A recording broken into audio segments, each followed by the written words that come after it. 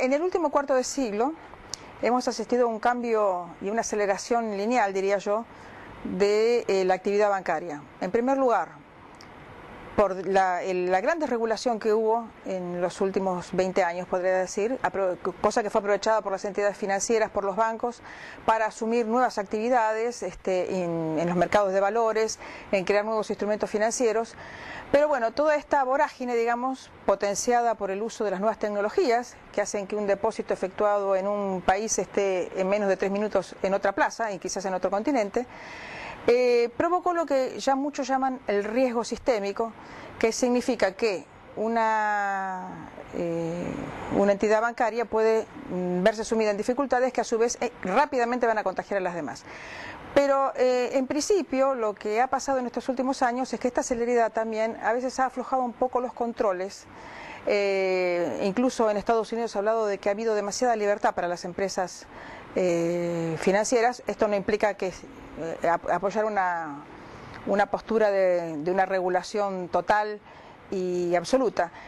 pero sí que a la vera, digamos, al amparo de esta libertad de acción que han tenido las entidades financieras, a la creación de nuevos instrumentos y a las nuevas tecnologías aplicadas, han aparecido problemas que, como hemos visto, han sido de gravedad y podríamos decir que aún no han cesado, sino que estamos recibiendo todavía los coletazos de esta crisis, provocada justamente por las actividades realizadas por la banca, que dejó su rol tradicional de banca comercial para acometer nuevamente con la banca de inversión y reunir en un todo ambas actividades. Como vemos, algo que había parecido en su momento bueno, que se prohibió luego, recordemos, en la Gran Depresión de 1929, se volvió a permitir. Bueno, en este momento tenemos que hablar que la sofisticación y la complejidad de los instrumentos financieros en auge hacen que un inversor avesado, hasta un inversor avesado, tenga que tomar extremas precauciones. Por supuesto, se está hablando justamente de que la sofisticación de estos instrumentos,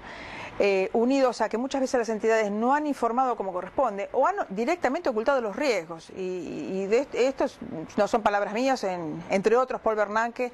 lo ha expresado así, con lo cual hay que tener mucho cuidado, hay que hacerse asesorar muy bien. Y por supuesto tener en cuenta que el banco tiene que informar bien los riesgos de cada inversión, tiene que ser lo más amplio posible, porque si no va a tener que responder por las consecuencias de un mal asesoramiento. De hecho, ha habido un auge contra muchos bancos europeos y norteamericanos de demandas por mal asesoramiento en cuanto a las inversiones, por haber aconsejado bonos basura cuando sabían que no iban a poder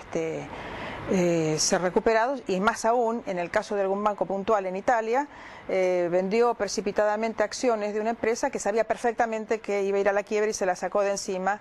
vendiéndoles a sus clientes. Eso fue un caso muy sonado en su momento, con lo cual hay que tomar la mayor cantidad de precauciones cuando el instrumento es quizá demasiado atrayente o no ofrece todas las garantías, quizá decidirse por una inversión que quizá rinda un poquito menos, pero en lo posible más segura y no tan riesgosa. Bueno, acá el tema es separar el riesgo que existe, por supuesto, si estamos jugando el riesgo, de poder asegurar un resultado. El banco puede prestar en su viejo rol de banca, intermediar entre la oferta de dinero y la demanda de dinero, estudiar el riesgo del negocio que el cliente al que le presta va a acometer, se va a dedicar. Pero otra cosa es vender papeles de terceros, acciones, títulos, en los cuales por supuesto que hace un estudio también, pero si no lo hace en forma adecuada, o si esa empresa no llega a buen puerto y hay una caída estrepitosa de las acciones, ¿puede responder el banco o debe responder el banco? Bueno, en general se hablaba de diferenciar al inversor chico, pequeño, digamos un consumidor, del inversor sofisticado, pero de todas maneras, reitero, con la complejidad de los instrumentos que en este momento se manejan, es muy difícil que el banco no tenga que pasar por severos controles o que la justicia lo examine con severidad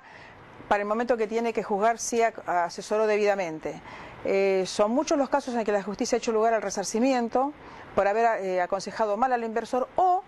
de algo que lo que se habla mucho ahora, que es por haber violado el derecho a información. ¿Esto qué es? Se ha construido en los últimos años esta doctrina de que el banco tiene la obligación de informar detalladamente al inversor cuáles son los riesgos a los que se expone, cuáles son las virtudes de los bonos o acciones que aconseja, o cómo se manejan los fondos en los que aconseja invertir, para que el inversor pueda tomar una decisión realmente bien asesorado y evaluando los pros y los contras en cada situación. Ha evolucionado y se está acomodando rápidamente a la nueva situación en defensa del inversor y en defensa del consumidor bancario. Estamos hablando de algunos términos que hace 25 años nadie usaba prácticamente, pero ante esta venta de productos, entre comillas, que aparejan un riesgo, se está aplicando con rigurosidad la Ley de Defensa del Consumidor, y es importante resaltar el deber, se destaca siempre el deber de información del banco y de protección al inversor. Que es una verdad desde la época de nuestros abuelos, que por algo el saber popular habla de que cuando la limosna es grande, hasta el santo desconfía. Cuando la inversión promete, el negocio que nos proponen promete una inversión demasiado atractiva, por decirlo así, primero es muy riesgosa, puede ser absolutamente genuina, pero es muy riesgosa posiblemente, una exploración de un mineral que no sabemos si se va a encontrar o no, o lo que puede pasar es que nos están tentando para un negocio que saben que no va a llegar a buen puerto. Entonces hay que tener mucho cuidado, y yo no aconsejaría a algún inversor que no es avesado invertir en estos negocios en los que por ahí es demasiado tentadora el rendimiento prometido, y si se lo hace, diversificar la cartera, por supuesto, para no embarcarse de lleno con todos los ahorros, en especial en Italia y en Alemania, por bonos, y lamentablemente por bonos argentinos. El reclamo fue que los bancos le vendieron a fondos de pensión, incluso representados por, es decir, que guardan los depósitos o que tienen a su cargo custodiar los ahorros de las personas que se van a jubilar, les vendieron los famosos tango bonds, los bonos argentinos, que después, bueno, fueron defolteados, y eso provocó una serie de demandas contra la nación y contra los bancos que lo vendieron, y sí llegaron a un puerto. Varios de ellos fueron obligados a indemnizar porque se alegó que sabían, que no habían informado primero el riesgo que tenían esos bonos, ellos sabían que eran riesgosos, y en segundo lugar se dijo también que en algún momento no podían desconocer que los bonos estaban con un gran riesgo de default.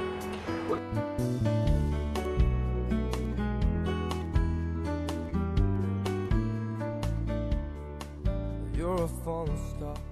you're the getaway.